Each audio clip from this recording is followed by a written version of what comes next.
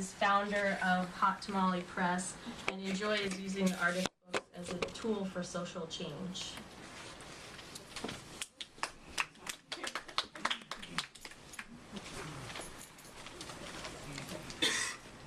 Hi everyone, thank you for being here. My name is Perla Melendez and I'm a second year MFA in the Mills College Book Art and Creative Writing program. We have a very small, close-knit group. A lot of my colleagues are here tonight, so I want to thank them for coming out. It really means a lot to me, and to see this room full.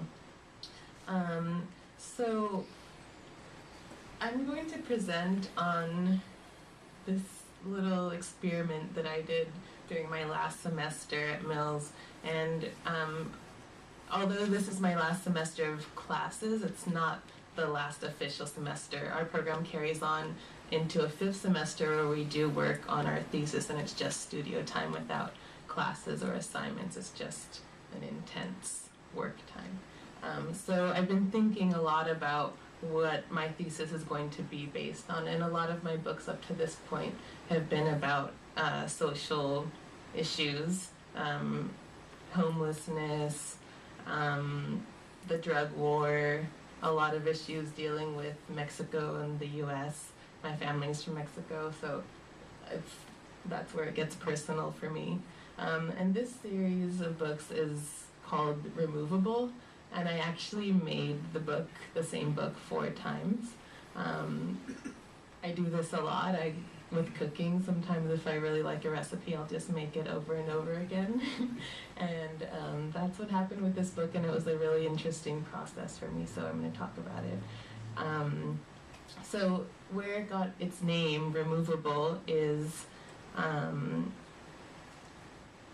in legal terms, the official term to deport someone isn't deportation like we hear it in the news or in the newspapers. It's actually removed. So I thought it was really interesting that that term could be used to talk about a human being.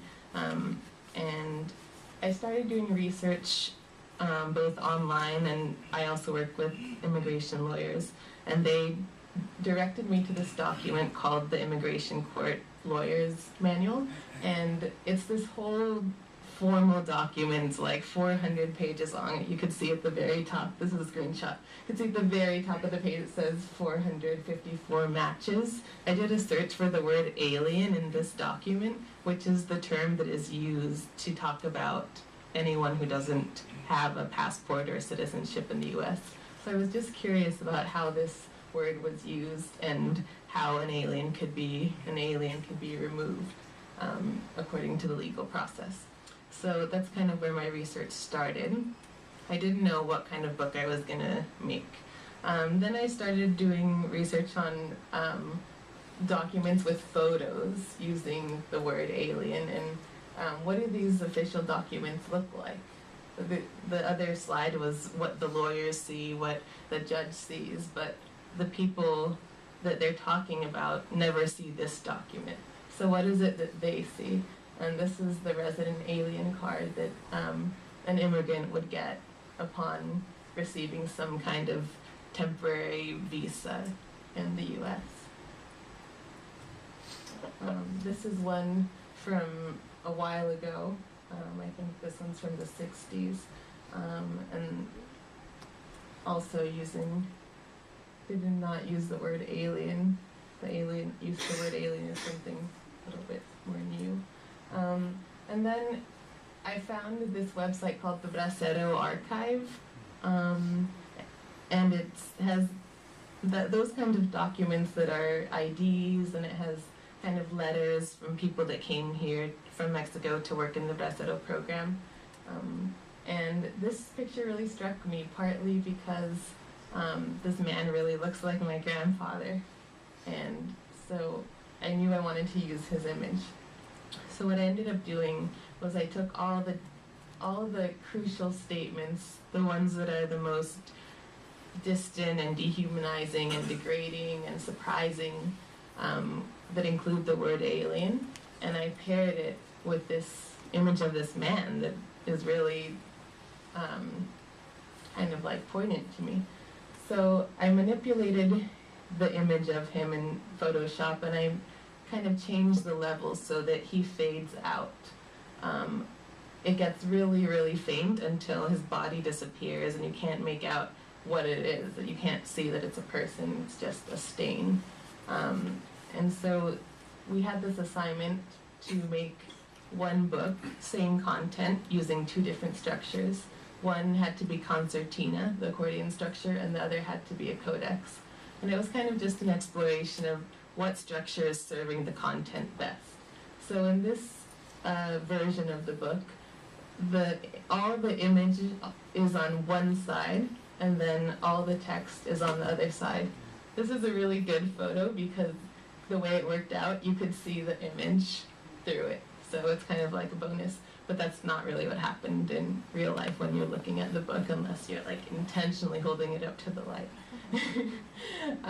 But the advantage for this book in the structure is that you do get to experience these two things separately. You get the narrative, and without having to face the text, and it could work to the advantage of the content. The other option was the codex, which is the traditional book everyone knows, I'm sure, those faithful book club California members. This was, you get both at the same time. You're seeing the image and the text. So, I don't know why I put this image right here. So the next thing is the third version of this book I had to present for kind of like a similar reading situation as I'm doing right now.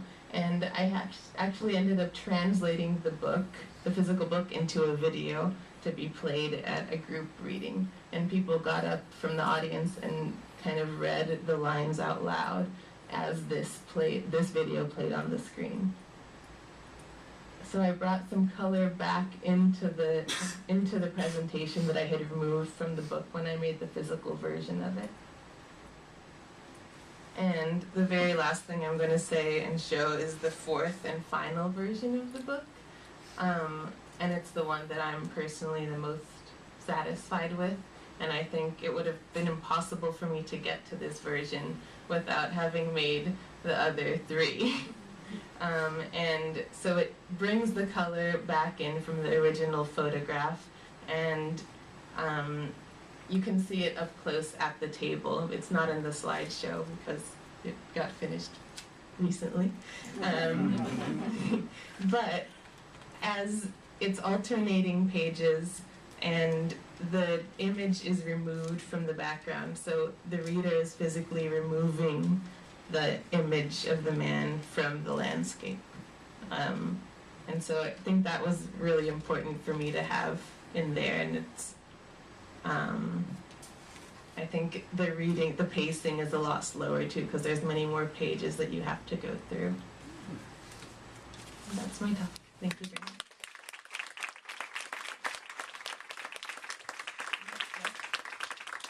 I'm going to introduce a classmate and colleague of mine, Veronica Sutter.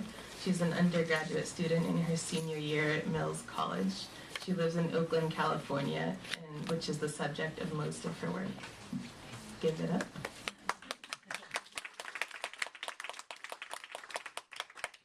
Thank you, Caroline. Again, my name is Veronica, and I'm an undergraduate at Mills. I'm in my senior year, and I'm going to be talking about book art and how it made me an artist. Book art started for me actually a year and a half ago with graduation at CCSF. I had just received my AS in library science, knew I was applying to Mills, and went to get my letter of recommendation from the head of the program, and he said, "Oh, you'll be great for the book art program." I had no idea what he was talking about. But since he put it in my letter of recommendation, I was like, okay, we'll give it a try. I was accepted and started taking courses, and thus began my introduction to book art. At first I thought it was just going to be words beautifully presented on a page, and I soon learned it was so much more, even though it can be that. It can be an erasure poem, it can be a collage, it can be a handwritten book, it can be an original codex form, or it can be in a different format. These are some from a class I took this semester. These are Vauvel books. Somebody did an example of this earlier, but instead of flipping the page, you actually turn the wheel to get the different format of the book and the experience the artist is trying to get from you. What I really enjoy is letterpress printing. I really enjoy creating my words, creating them piece by piece, letter by letter with the movable type. This is where I get to beautifully lie words down on the printing press. But really, I'm not just limited to letters. I'm also get to use images. And this is lino block carving here. This is a picture of me that one of my professors took, Kathleen Lockup. And the reason why this has become such an important outlet for me is I never thought I would be able to reduce an image in my head, but with my hand. I tried drawing, I tried painting, and to no avail. It just didn't work out the way I wanted.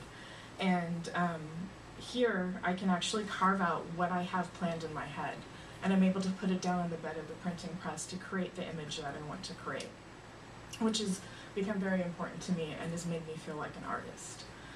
I like to combine these into some of my favorite theme, which is Oakland. I live in Oakland. I love Oakland.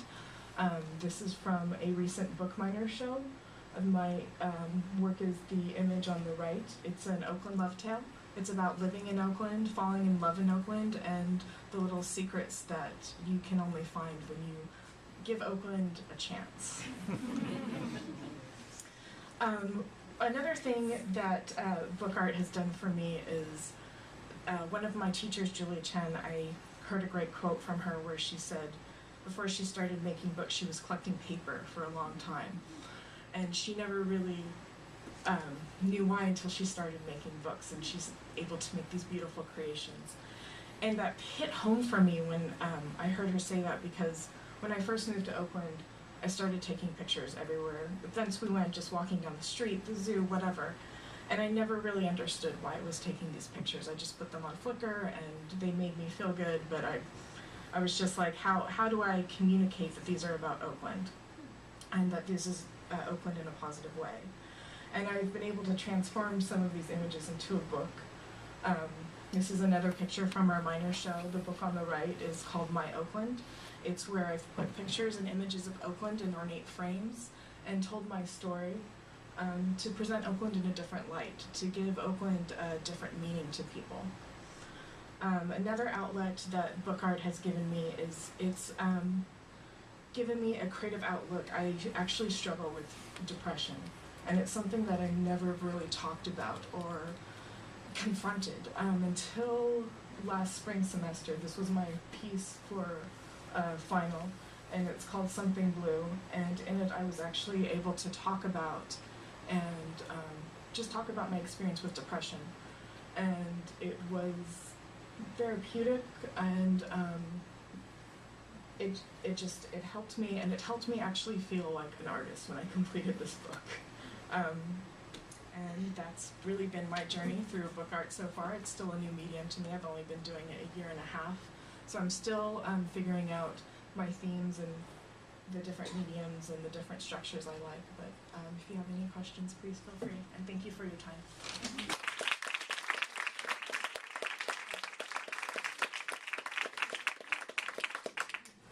I would like to introduce Ryan Visante. He is a printmaker studying at the Academy of Art University, where he is also a studio technician. His artist books are a combination of modern technology, like photography and graphic design, combined with traditional printmaking techniques like relief, letterpress, and silkscreen.